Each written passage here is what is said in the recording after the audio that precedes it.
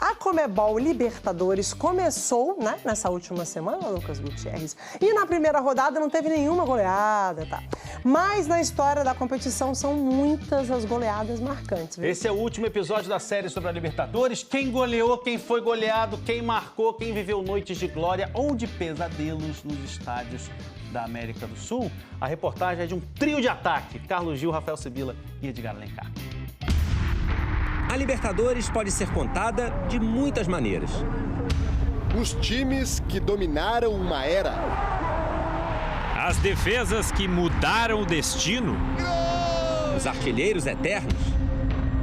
Ou por goleadas que entraram para a história. Que ficaram no imaginário do torcedor.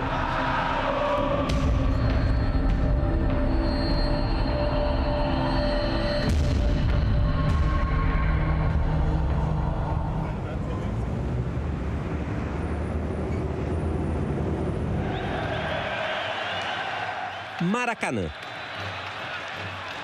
Quase 33 mil tricolores, celebrando o fim de uma espera de 23 anos. O Fluminense ia voltar a jogar Libertadores. O nosso time, tecnicamente, era um time muito bom. Um time que proporcionou uma noite inesquecível. Fluminense e Arsenal, da Argentina, pela primeira fase da Libertadores de 2008. Os gols foram saindo em grande estilo. Até que no início do segundo tempo... Fração em segundos. Como a bola foi mais alta, deu tempo de eu falar, e aí, domino no peito e tento bater, domino no peito e não posso perder a bola para não dar contra-ataque, então vou chutar. Um golaço do atacante que ficou conhecido como artilheiro dos gols bonitos.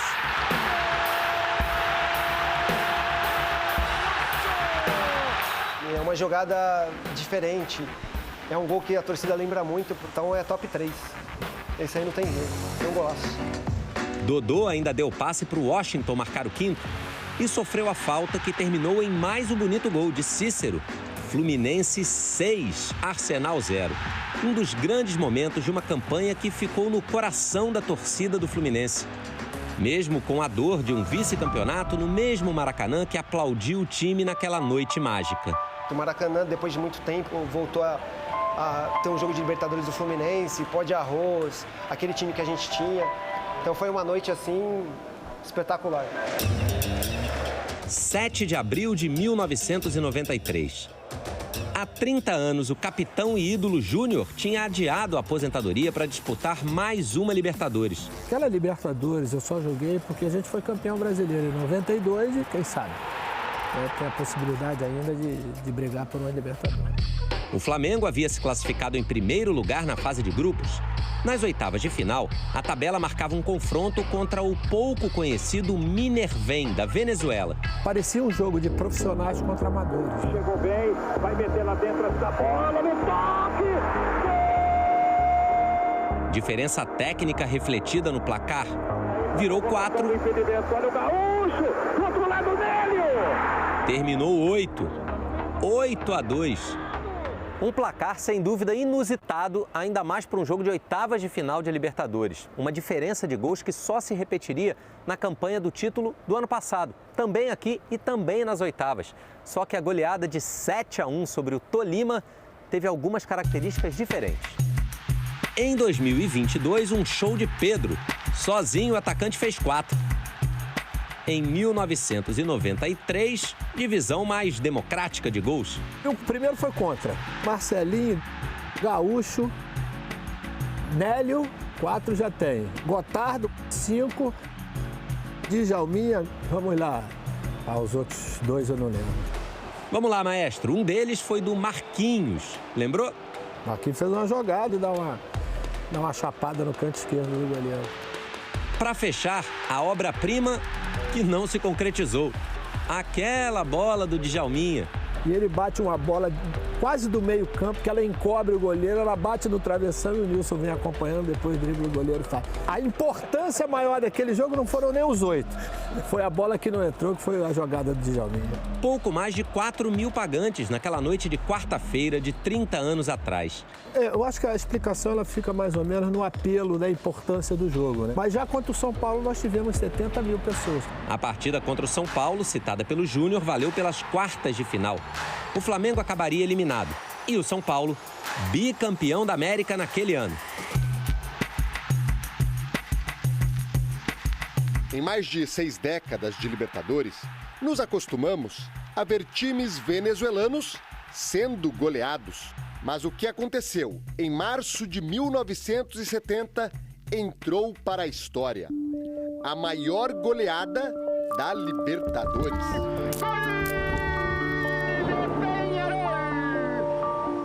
Estamos na Venezuela. Valência está a 170 quilômetros da capital Caracas, uma das maiores cidades do país e que dá nome a um time que já não existe mais, o Valência Futebol Clube. Reinaldo Lovisotto é brasileiro e seguiu a vida na Venezuela depois de se aposentar do futebol. Era um bom time porque o Valência Futebol Clube se reforçou, trouxe jogadores importados desde Brasil e desde Argentina. Dono de uma memória invejável, Reinaldo se lembra de detalhes de todos os jogos do Valência naquela Libertadores. O segundo jogo nosso, enfrentamos o Peñarol aqui em Valência, no qual foi um jogo bastante difícil para o Peñarol. O jogo terminou 0-0. O Valência fazia uma campanha razoável até viajar para o Uruguai e enfrentar o Peñarol dias depois. Chovia naquele dia 15 de março de 1970. O Peñarol estava em crise. Tinha acabado de perder o Campeonato Uruguaio para o rival nacional e também a decisão da Copa Montevidéu. Além disso, havia uma crise interna entre jogadores e a comissão técnica, liderada pelo brasileiro Oswaldo Brandão. Por isso, as arquibancadas do Centenário estavam mais ou menos assim, vazias. Pouco mais de 6.000 pessoas assistiram a maior goleada da história da Libertadores. O nosso time não merecia esse resultado. Até hoje eu sinto esse desastre que nós passamos. Sem o goleiro titular e com o reserva machucado, a informação logo chegou aos jogadores do Peñarol. Com o time do Valência sem contar com um terceiro goleiro, o que fazer? Não pude estar no campo. Eu era o titular, claro que estava aflito com a situação. Dário Castilho era o goleiro reserva e estava com uma fratura na mão. Nós não tínhamos mais goleiros no time. Então, antes do jogo, o Castilho avisou: eu agarro hoje. Ele tirou o gesso da mão e foi jogar. Demorou apenas 30 segundos para o Peñarol abrir o placar com Alberto Spencer. Cada bola que ia, o goleiro nosso com o dedo quebrado, não sei se dolia ou se tinha medo de intervenir, e a bola passava. Terminou o primeiro tempo 5-1.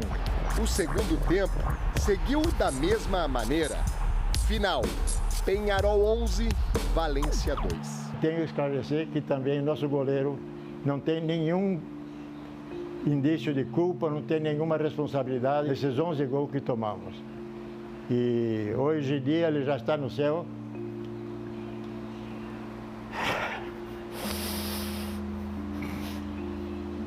Eu sei que ele agradeceria essa oportunidade que eu tive de defender sua causa. Mas não são apenas os times de menor expressão que sofreram com goleadas na história da Libertadores. Até o multicampeão Boca Juniors também já viveu uma noite de vexame na América do Sul.